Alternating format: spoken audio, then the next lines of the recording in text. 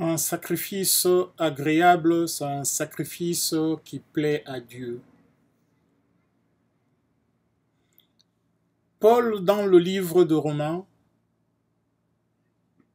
dans le chapitre 12 au premier verset, Paul nous dit, en rapport de la bonté, de l'amour de Dieu envers nous, le sacrifice que nous pouvons faire, nous, c'est le don de soi, le sacrifice de notre corps. C'est cela qui représente un sacrifice qui plaît à Dieu. Et cela, de notre part, donc le sacrifice de soi, quand ce sacrifice de soi plaît à Dieu, c'est à ce moment-là que, de notre part, cela devient un culte spirituel. Le sacrifice de soi, le sacrifice de notre corps. Dieu a tellement aimé le monde que pour le racheter, il devrait payer un prix.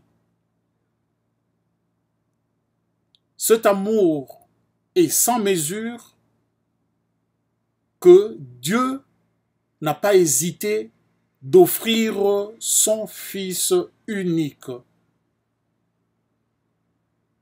Dans les cieux, c'était le seul qui était trouvé digne pour venir racheter la création qui est en perdition. Le sacrifice. Dieu créa l'homme à son image. Pour venir le sauver, il prit l'image de cet homme. La plénitude de Dieu habita dans la chair.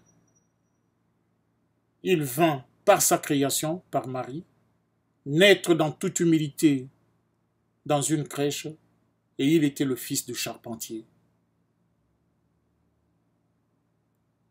Maintenant, Dieu a mis en nous de le reconnaître comme le rejeton de David, de le reconnaître le fils engendré du Père, et surtout de le reconnaître comme Seigneur et Sauveur. Par ce biais que nous entrons dans la vie éternelle. Reconnaître le Père et celui qui l'a envoyé.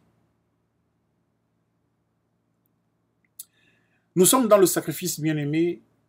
L'autre fois, je suivais un reportage à la télévision sur un grand caïd colombien, un narcotrafiquant appelé Pablo Escobar. Un monsieur qui avait beaucoup d'argent. Il avait bâti, il avait construit toute une cité pour les pauvres de Medellín, une ville en Colombie. Des pauvres gens qui avaient du mal pour nouer les deux bouts, comme on dit. Et lui, avec son argent de sang, parce qu'il tuait, il assassinait. Mais de notre côté, il posa un acte qui d'apparence était merveilleux, était louable. Mais remarquons maintenant, c'est quoi les motivations, les intentions qu'il avait quand il faisait cet acte-là, quand il posait cet acte, quand il faisait cette œuvre-là.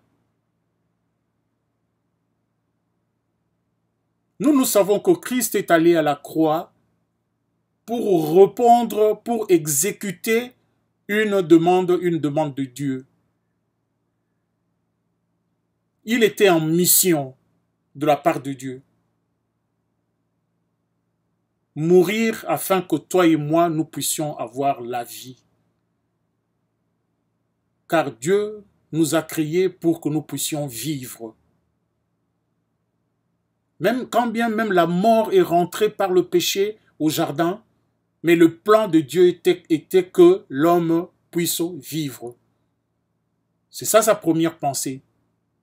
Et maintenant, la mort est venue par le péché. Dieu ne changeant jamais, éternellement le même, la Bible dit il y a une ombre de variation. Il n'y en a pas en Dieu, éternellement le même. Il pourvut un sacrifice, un holocauste. Et seul dans les cieux, sur la terre, dans les cieux et sur la terre, il n'y avait que l'agneau immolé qui était digne. Et la plénitude de l'Esprit de Dieu prit chair et vint habiter au milieu de nous afin d'accomplir ce projet,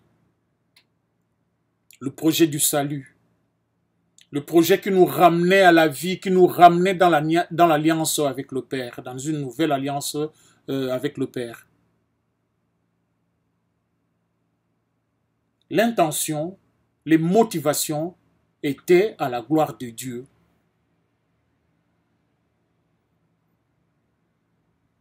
Le Colombien dont je parlais tout à l'heure avait fait quelque chose de bien. Mais quelle en était la motivation? Quelle en était l'intention? Parce que derrière ça, les habitants de Medellín ne juraient que par ce narcotrafiquant. Il était devenu leur idole. On l'acclamait partout. Il avait atteint son but. Il avait réalisé cela. En retour, le monde l'acclamait, l'applaudissait. Il avait trouvé sa gloire. Quand nous trouvons notre gloire, quand nous posons un acte, nous posons une œuvre. Si la gloire revient à nous, nous avons travaillé en vain. Car en toute chose, nous devons faire de sorte que la gloire demeure à Dieu.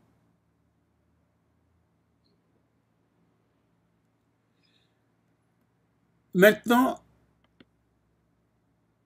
nous nous avançons vers des choses. Je vais prendre un exemple ici dans la Bible. Les exemples de deux veuves. Une fois, Jésus était en train d'enseigner et il voulait se reposer. Il s'est assis sur un tronc. Et juste à côté du tronc, il y avait des gens qui venaient maintenant faire des offrandes. Et le tronc faisait office du panier d'offrandes. Il y avait dans la population les gens de toutes catégories sociales. Il y avait des riches, des plus riches, des moins riches, des pauvres et des très très pauvres. Parmi les gens qui étaient démunis, qui n'avaient rien, il y avait une veuve. Elle passa, elle mit sa contribution, elle mit son offrande. Et le Christ appela ce disciple, leur disant, « Vous avez vu de toutes les personnes qui sont passées mettre quelque chose dans ce tronc, aucune personne n'a mis plus que cette veuve, cette femme. » Mais les gens, après vérification, ils ont trouvé que non, mais c'était pas grand-chose. Parce qu'il y avait des riches qui avaient mis, selon leurs moyens, donc beaucoup. Mais qu'est-ce qui fit dire à Jésus que cette femme avait mis plus que tout le monde? Elle ne pouvait pas mettre beaucoup car elle n'avait pas beaucoup. Elle avait juste un petit rien. Mais son petit rien-là valait plus sur le fait qu'elle avait mis cela avec amour. En mettant ce petit rien-là, elle s'était dépouillée parce que c'est tout ce qu'elle avait, c'est tout ce qu'elle possédait. C'est ce peu-là qui le tenait à la vie. C'est ce peu-là qui lui permettait de vivre, c'est ce que la Bible dit. Elle s'est dépouillée de tout ce qu'elle pouvait posséder. C'est tout ce, pour elle, c'était toute sa fortune, s'il faut parler du peu, si on peut appeler ce peu-là fortune. C'est tout ce qu'elle possédait et qui le liait à la vie. Cela m'amène à parler de la deuxième veuve avec Élie, la veuve de Sarepta. Seigneur, voilà ce qui nous reste, moi et mon fils. Nous en mangeons et nous mourrons. Ce peu-là, c'est ce qui leur restait pour la vie. Ils l'utilisaient, ils le mangeaient, ils s'en séparaient et la mort s'en suivait. Mais la veuve se dépouilla de ce bien qui lui restait, qui lui tenait à la vie. Il le donna à Élie, car elle avait reconnu en Élie un serviteur de Dieu. Il a donné tout ce bien-là qui lui restait à Élie par amour, par crainte de Dieu et par confiance aussi. Elle donna tout ceci. Et nous connaissons la suite de l'histoire. Le sacrifice de soi. J'ai beaucoup d'argent. Je gagne je prendrai un exemple comme les footballeurs que nous avons aujourd'hui. Ils gagnent des millions. Admettons que je sois un footballeur. J'ai un salaire d'1 million d'euros par mois. Et je vais faire une offrande de 10 000 euros. Que valent 10 000 euros sur une personne qui en touche 1 million? Cela m'amène à dire que un sacrifice qui ne fait pas mal n'en est pas un. Un sacrifice doit faire mal. Un sacrifice, c'est-à-dire que là où tu vas puiser ton sacrifice et le poser comme acte,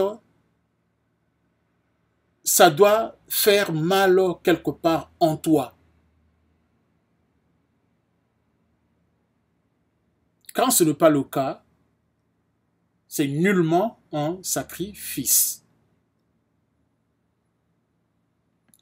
À la femme qui avait mis le peu de rien qui lui restait dans le tronc, Jésus dit, elle venait de mettre tout ce qu'elle possédait, tout ce qu'elle avait pour vivre. Pendant que les autres, ce qu'ils avaient mis, c'était du superflu. Quelque chose que je dégage comme ça, sans m'inquiéter, parce que ça, par rapport à ce que j'ai, cela ne me coûte rien.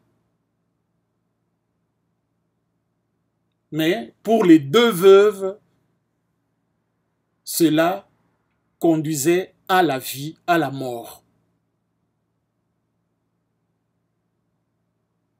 Le sacrifice du Christ le conduisit jusqu'à la mort.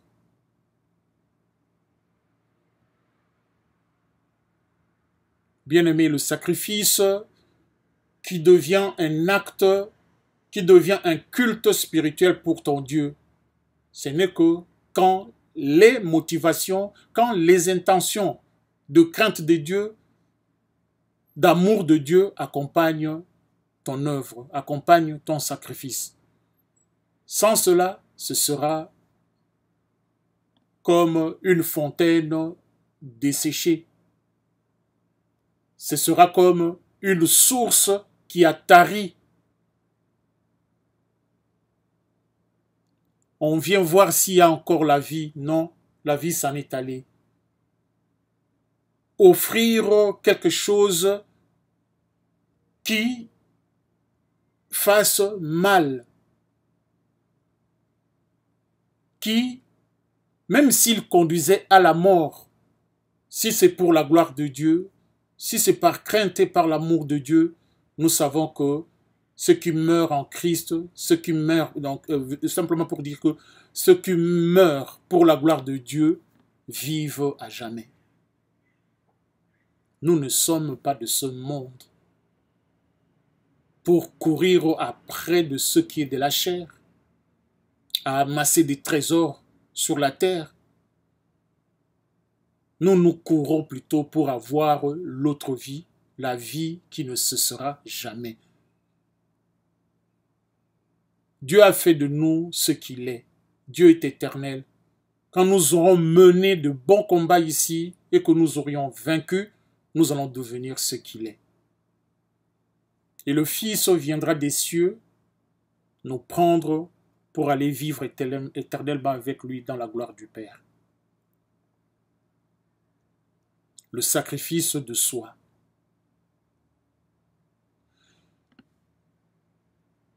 Nous allons sacrifier ce que nous avons, le jeune riche et Jésus-Christ. Le jeune riche qui disait au Christ, « Je respecte tous les commandements, je fais du bien aux alentours de moi. » Mais cela faisait qu'il demeurait ce qu'il était, quelqu'un qui tenait à sa fortune, son standing d'homme riche. Il pouvait donner de l'argent à gauche, faire du bien à droite, faire tout ceci, faire tout cela, mais cela ne changeait pas sa vie. Il demeurait le même homme. Mais maintenant, quand le plus difficile vient, ça aussi je l'ai pris, j'ai entendu du jeune homme qui prie avec moi dans mon église, là où je suis.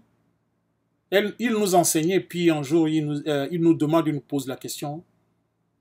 Est-ce que quand il arrivera qu'on te demande Isaac, comme Dieu le fit avec Abraham, quelle sera ta réaction?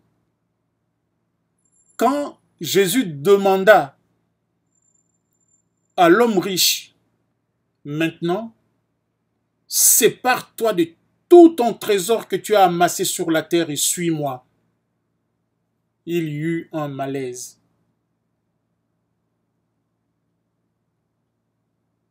L'éléphant n'a pas pu passer par le trou du chat. Par le trou du chat de l'aiguille. L'éléphant n'a pas pu passer. Il est resté bloqué.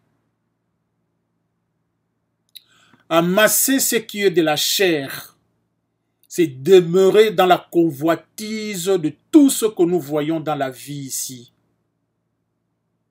Belle voiture, belle femme, faire des hautes études, je ne sais pas, tout ce qui est au niveau de la chair, satisfaire sa chair, rouler dans de belles bagnoles, habiter, vivre dans de belles maisons, tout ce qui est grand, tout ce qui est beau pour satisfaire notre chair.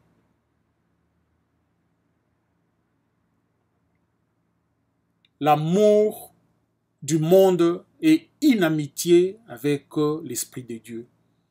Quand nous nous sommes lancés dans cette connaissance-là de ces choses du monde que le malin nous apporta avec Ève et Adam, quand nous penchons tout notre être, toute notre âme de ce côté-là de la balance,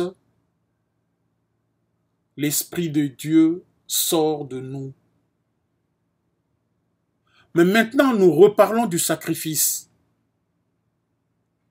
Quand nous arrivons à l'inverse, à comprendre que la vie c'est Christ, et qu'en Christ, nous avons tout le bien pour notre vie éternelle. Car vous savez, en Dieu, nous ne pouvons pas être malheureux ou bien-aimés. Car l'or et l'argent appartiennent à notre Dieu, pour dire que des richesses incommensurables appartiennent à notre Dieu. Et c'est ce Dieu-là qui nous appelle de venir en lui, afin de vivre toutes ces merveilles. Au lieu de nous contenter des images, au lieu de nous contenter des copies, en Jésus-Christ, nous sommes dans l'original, dans le vrai, dans la véritable. Ce que le monde nous propose, c'est, il nous fait, comme on dit, miroiter le bonheur. Il faut voir, ce qui est de Dieu ne s'ensuit jamais de chagrin. Et la Bible dit que ce sont les bénédictions de Dieu qui enrichissent et ne se font suivre d'aucun chagrin. Le monde aussi béni. Il nous miroite le bonheur. Il nous présente un semblant de bonheur, un semblant de bien vivre, de bien-être. Observons maintenant ce qui s'ensuit souvent. C'est la mort. Même déjà au niveau de la chair, il y a la mort. Nous connaissons dans ce monde-là les conditions. On a vu des gens vivre dans des millions, je ne sais pas, ils ont eu tout ce que le monde pouvait proposer. Mais à leur chute, la chute était terrible. Je sais que chacun de nous, vous qui me suivez bien aimés, vous savez que nous avons tous des exemples, des anecdotes, des histoires à raconter par rapport à cela. Il donne le pouvoir, l'autorité, la domination, il donne les enfants, le mariage, le travail, le voyage, je ne sais pas. Toutes ces choses-là, la Bible dit, ce sont les païens qui courent après.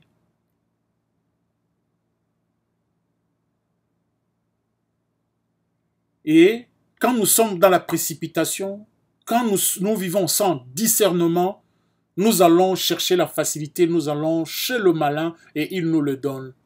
Tu frappes aujourd'hui à sa porte, demain tu les as. Mariage, enfant. Des églises pleines où le berger lui-même, c'est une fontaine vide, une source corrompue. Il prêche la parole de Dieu, mais en lui, l'esprit n'est pas celui de la parole. Car il a peut-être la parole, il a peut-être la lettre, mais il n'a pas l'esprit. Or, on nous dit, l'esprit, lui, donne la vie. C'est l'esprit qui vivifie tout. L'esprit, en fait, c'est la motivation. L'esprit, en fait, c'est l'intention. Dans chaque chose que nous faisons, dans tout propos que nous tenons, dans toute démarche, il faut chaque fois se poser la question, quelles sont les motivations, quelles sont les intentions? C'est là où les parts se font. Qui est de Dieu? Qui n'est pas de Dieu? Et on le reconnaît à la fin par les fruits. Et souvent, quand les fruits arrivent, c'est souvent trop tard. Mais déjà, dès la sémence, quand un ami vient chez toi, il commence à te raconter des choses. Une copine qui arrive dans ton ménage, il commence à te raconter des choses. Quelles sont les intentions? Quelles sont les motivations? Demande à Dieu de t'accorder sa lumière afin que tu discernes. Ce qu'elle m'apporte, c'est bien. Nous allons commencer à sortir, aller boire, nous allons peut-être vendre ceci, nous allons commencer à bien nous habiller, le monde va nous aimer, nous applaudir, on nous ouvrira les portes partout où nous passerons. C'est bien. Mais quand la copine t'apporte comment dire ça, il t'apporte ce message-là. C'est quoi son intention?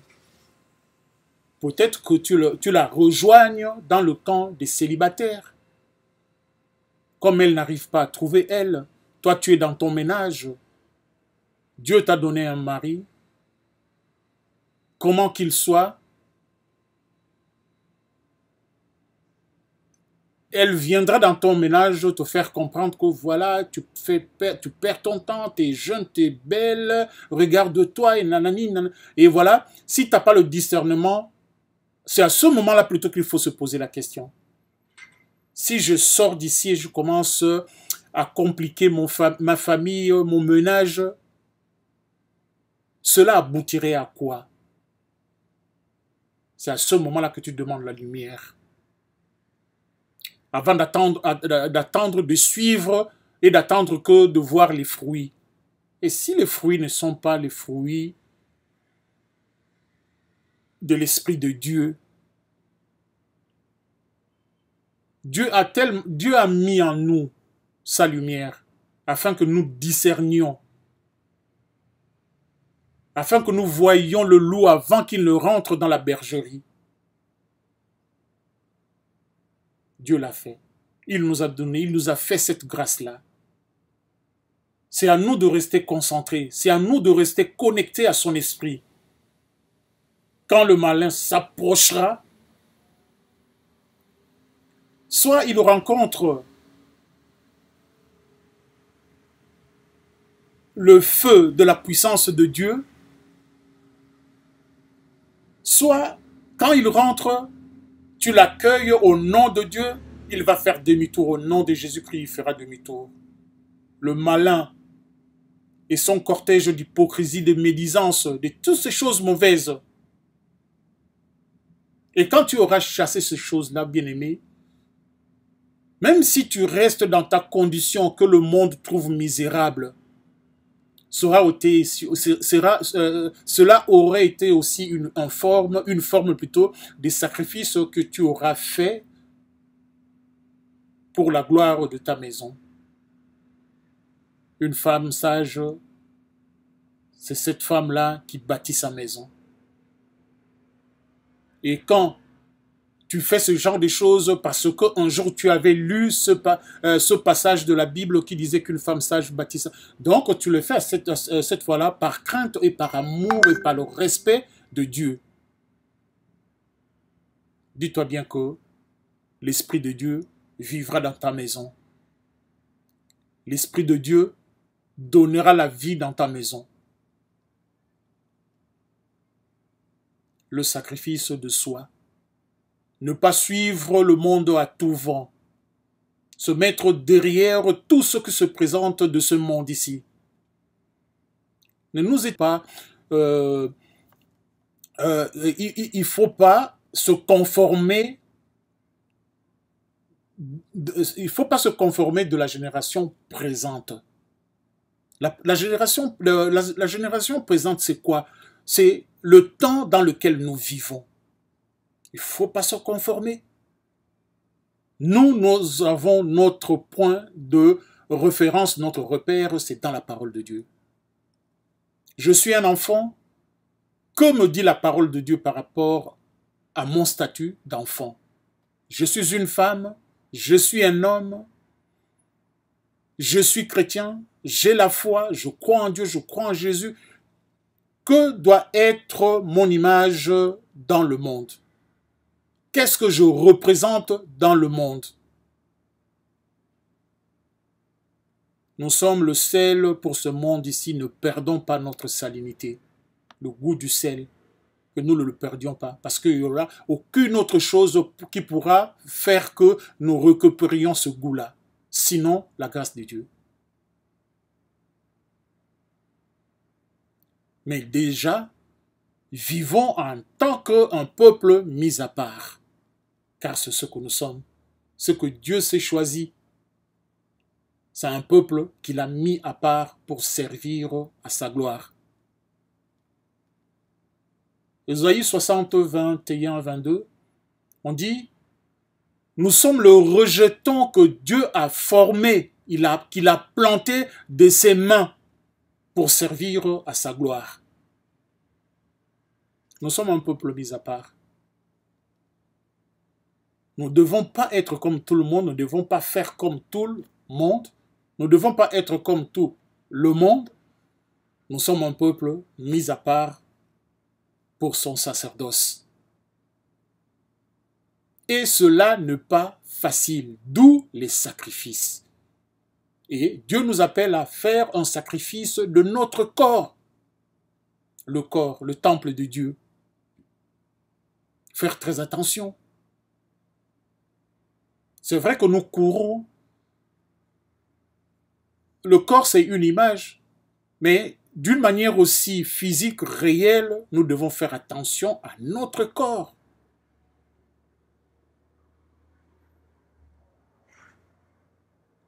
À notre corps. Car nous sommes un peuple que Dieu se choisit, qu'il a mis à part. Cette chose-là qui, à chaque fois que tu sors de la voie de Dieu, à chaque fois que tu fais quelque chose qui soit contraire à la volonté de Dieu, quand tu rentres chez toi à la maison, tu commences à te poser 1001 questions. Qu'est-ce qui m'a pris? Comment est-ce que je me suis laissé aller jusqu'à accepter ce genre de choses? Quand tu commences à t'asseoir et à te poser des questions comme ça, bien-aimé, c'est que la chose de Dieu qui est en toi qui t'interpelle. Et si cela t'arrive, rentre dans ta chambre, ferme-toi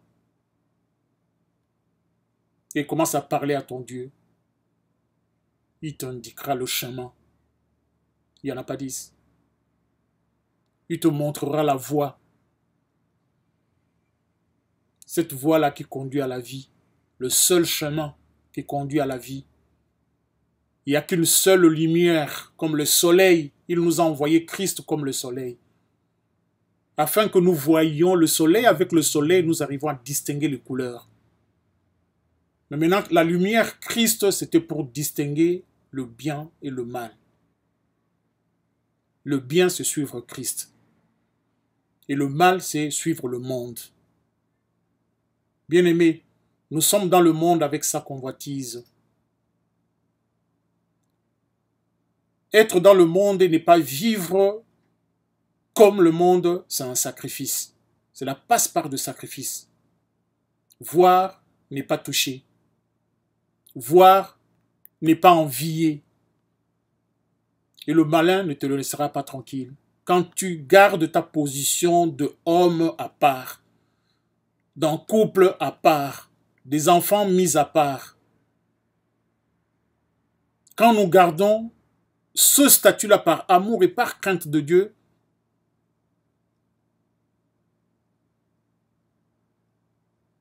en chassant de nous tout ce qui est du monde, car tout ce qui est du monde est vanité, nous nous conservons propres, sobres,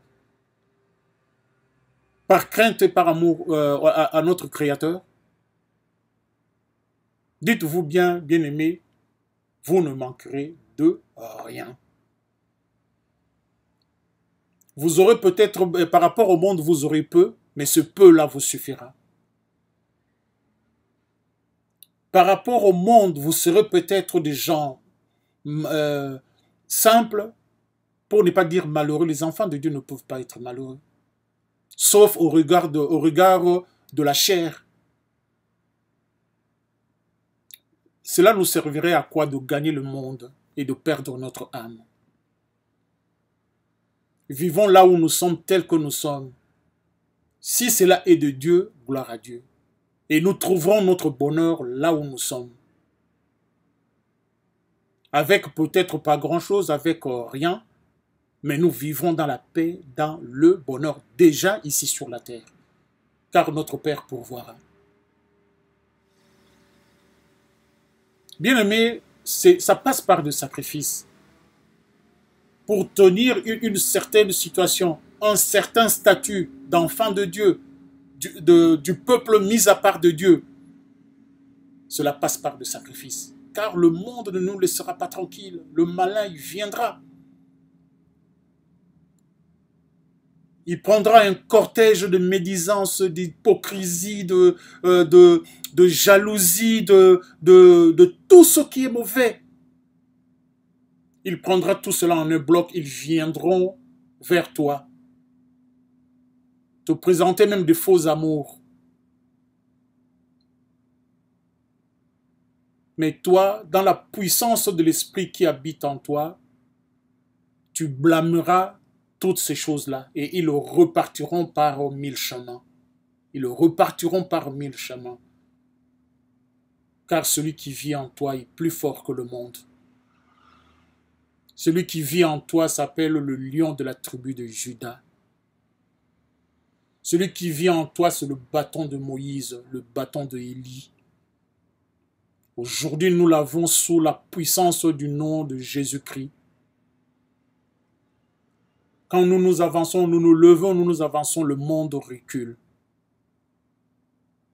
Et nous ne serons jamais la queue. Il nous a appelés à être à tout jamais la tête. Béni soit Dieu pour toutes ces choses-là, bien-aimés. Ce n'est pas évident, ce n'est pas facile. Prions au Père qu'il nous augmente la foi. La ferme assurance que ce que je vois aujourd'hui passera la meilleure, c'est ce qui m'attend quand le Christ reviendra.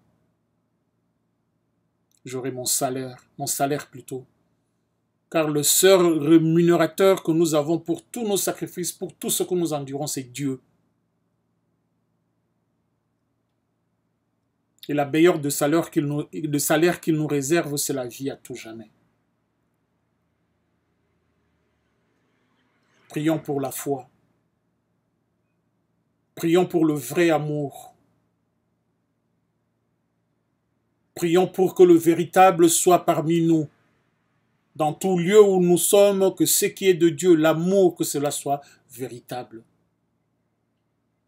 La charité, que cela soit véritable. La piété, que cela soit véritable. Car celui qui nous appelle est le véritable. Nous te prions, Elohim, Dieu Jéhovah, de nous accorder ces choses, Père. Que nous nous avancions simplement en ayant le regard vers toi, car nous savons de toi seul viendra notre secours. Et tout ce qui vient de toi, Père, nous savons que ce n'est que pour que le plan que tu t'es formé, le plan que tu t'es promis nous concernant l'homme, que cela se réalise. Un plan de paix et de bonheur. Au nom de Jésus-Christ. Soyez bénis, bien-aimés, soyez bénis dans le nom du Seigneur Jésus-Christ. Aujourd'hui, le partage était celui-là. À très bientôt.